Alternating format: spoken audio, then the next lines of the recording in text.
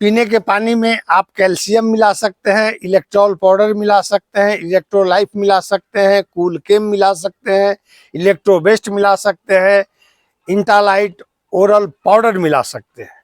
अगर आपके पास हरा चारा का उपलब्धि नहीं है तो आप अवश्य ही इन दवाओं का इस्तेमाल पीने के पानी में या फीड मैनेजमेंट में करें, ताकि आपकी बकरियां जो है स्ट्रेस में ना आए। जिन भाइयों के पास खेती है, जमीन है, बाग है, बगीचा है, तो उनके लिए तो कहना ही नहीं है, सिर्फ तैयारी करनी है और मेहनत करना है।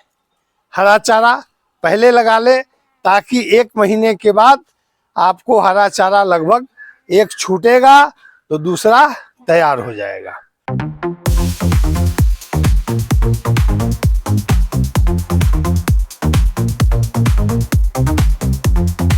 दोस्तों नमस्कार, मैं ओंकार तिवारी बाबा गोट फार्म से बकरी पालन संबंधित हर एक जानकारी से मैं आपको बराबर अवगत कराते रहता हूं, ताकि आप कभी भी नुकसान में ना पड़े। जो पिछले कुछ वर्षों से कर रहे हैं या कुछ महीनों से कर रहे हैं, या वो फार्मर जो गोट फार्मिंग की दुनिया में आने की तैयारी कर रहे हैं, खास करके वैसे लोग जो बिना सोचे समझे गोट फार्मिंग में आ तो गए, लेकिन उनका लगातार कुछ न कुछ कहीं न कहीं से नुकसान होता आ रहा है और वो धीरे धीरे डेमोरलाइज होते जा रहे हैं। बकरी पालन महज कुछ दिनों का खेल नहीं है, ये एक लंबी दूरी तय करने वाला व्यापार है। जितना ज़्यादा आप इसमें लंबा सफ़र करेंगे, उतना ही ज़्यादा आपको मुनाफा मिलेगा और उतना ही ज़्यादा आपका एक्सपीरियंस बढ़ता जाएगा, तजुर्बा बढ़ता जाएगा और जो नुकसान का परसेंटेज है वो घटता जाएगा और लाभ का प्रतिशत आपका बढ़ता चला जाएगा। ठीक इसके विपरीत आप जब नए सिरे से गोट फार्मिंग करते हैं, वो भी बिना अनुभव के, बिना प्रशिक्षण के, तो गोट फार्मिंग की ओपनिंग करने के कुछ महीनों बाद रिजल्ट तो आपको अच्छा आता है, लेकिन लगातार कुछ न कुछ नुकसान होता जाता है, परेशानियां आती रहती है, नई नई बीमारियों का आपके फार्म पे आगाज होता है, जिसके कारण आप परेशान होते रहते हैं। ये दवा लाओ, वो दवा लाओ, कभी इसका ये हो गया, कभी उसको ये बीमारी हो गई, और अंततोगत्वा आप जल्द ही हौसला तोड़ देते हैं और गोट फार्मिंग से आप निजात पा लेते हैं और फिर कहते हैं कि गोट फार्मिंग बहुत ही टफ काम है। सच्चाई है, पशुपालन ही एक टफ वर्क है। हर कोई व्यक्ति पशुपालन नहीं कर सकता है। अगर उसके अंदर धैर्य नहीं है, उसके अंदर संयम नहीं है, तो वो व्यक्ति पशुपालन से दूर ही रहे तो अति उत्तम। दोस्तों आज बात करेंगे गर्मी की। मार्च का महीना चल रहा है, अभी से ही गर्मी का रूपरेखा प्रभावित करता जा रहा है। आने वाले समय में हम बकरी पालकों के लिए एक समस्या खड़ी होने जा रही है और उस समस्या का नाम है डिहाइड्रेशन या फिर लू लगना, गर्मी से प्रभावित होना, बकरियों के बच्चों में इकोलाई होना, बकरियों का सेहत धीरे धीरे डाउन होना, खाने में रुचि कम होना, थोड़ा सा टेम्परेचर में हाफ का बढ़ जाना। तो गर्मी से हम अपने बकरियों को कैसे बचाएं, इसकी तैयारी हमें अभी से कर लेनी चाहिए।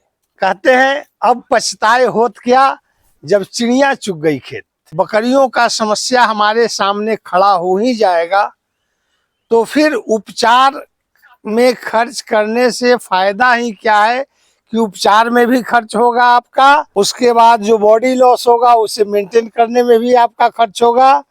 अगर दुधारू बकरी है तो दूध का भी कैपेसिटी घट जाएगा, अगर दूध की कैपेसिटी घट जाएगी तो आपके बच्चे का ग्रोथ रुक जाएगा या हो सकता है मोर्टलिटी का शिकार हो जाए। यानी कि सावधानी हटी दुर्घटना घटी। तो दोस्तों आज हम इस विषय पे छोटा सा चर्चा करेंगे। इस गर्मी के मौसम में हम फीड मैनेजमेंट को कैसे मैनेज करें ताकि हमें ये समस्या देखने को ही ना मिले। बरसीम के खत्म होने से पहले ही गर्मा हरा चारा के रूप में आप इस महीने में जनोरा का बुआई कर सकते हैं, बाजरे का बुआई कर सकते हैं, मक्का का बुआई कर सकते हैं, न्यूट्रीफीड ग्रास, इस घास की भी आप बुआई कर सकते हैं। जब तक आपका बरसीम खत्म हो तब तक आपका ये फसल जो है कुछ ही दिनों के अंतराल के बाद दोबारा आप हरा चारा का सेवन अपनी बकरियों को करा सकें। सबसे पहले हरा चारा का मैनेजमेंट हो जाना चाहिए। दूसरा आता है पीने का पानी। जहां सर्दी के दिनों में हम पीने का पानी एक बार रखते थे, अब जो है पीने का पानी हमें 2 बार या 3 बार भी रखना पड़ सकता है। उस पानी में या तो लिवर टॉनिक या गुड़, बेसन, नमक, ग्लूकोज लेवल को बनाए रखने के लिए हम इलेक्ट्रोलाइफ पाउडर या फिर इलेक्ट्रोबेस्ट पाउडर, इस तरह से मार्केट में वेटनरी का दवा जो है पाउडर मिल जाता है, कूल केम करके भी आता है। जो भी आपके मार्केट में उपलब्ध हो उस पाउडर को आप पीने के पानी में इस्तेमाल करें ताकि उसका ग्लूकोज लेवल बना रहे और आपकी बकरियां जो है डिहाइड्रेशन में ना जाए। अगर आप पहले से संयम कर लेते हैं, पहले से अलर्ट हो जाते हैं, तो आप परेशानी से बच सकते हैं। घरेलू नुस्खा के रूप में अगर आप इस्तेमाल करना चाहते हैं तो आपके यहाँ मार्केट में सौंफ मिल जाएगा। आप बाजार में जाएंगे किराने की दुकान में, आपको सौंफ मिल जाएगा। आप सौंफ को ले ले, उसे मिक्सी में ग्राइंड कर दें और उसे आप शरबत के रूप में भी इस्तेमाल कर सकते हैं। बकरियों को पीने के पानी में मिला करके संतुलित आहार बनाते हैं, उसमें भी आप सौंफ का मिश्रण कर सकते हैं। एक अलसी का खल्ली बोलते हैं, हमारे यहाँ उसको तीसी का खल्ली बोलते हैं। सरसों का खल्ली आप बंद कर दें और तीसी का खल्ली आप इस्तेमाल करें, ताकि तीसी का खल्ली ठंडा तासीर का होता है और वो आपके बकरियों को कूल प्रदान करेगा, ठंडा प्रदान करेगा और आपकी बकरी जो है स्वस्थ रहेगी, लू से बचेगी, डिहाइड्रेशन से भी बचेगी। जो भाई हमारे जैसे ग्रामीण इलाकों में फार्म का निर्माण कर चुके हैं, उनके पास तो उम्मीदतः पेड़ होगा, बगीचा होगा, छाया होगा। लेकिन जहाँ पे शहरी माहौल है या टीन शेड बना देते हैं और कंजस्टेड इलाका होता है, लिमिट जगह होता है, वहाँ पे उनको कल्चर को ठंडा रखने के लिए आप पंखा का इस्तेमाल करें, कूलर का इस्तेमाल करें। ऐसा इस्तेमाल करें जो कि नॉर्मल हो, वातावरण के अनुकूल हो। बकरी पालन एक ऐसा व्यवसाय है जिसमें जोश और उमंग से लोग आते तो हैं, लेकिन वो उमंग, वो जोश काफी दिनों तक दिखा नहीं पाते हैं।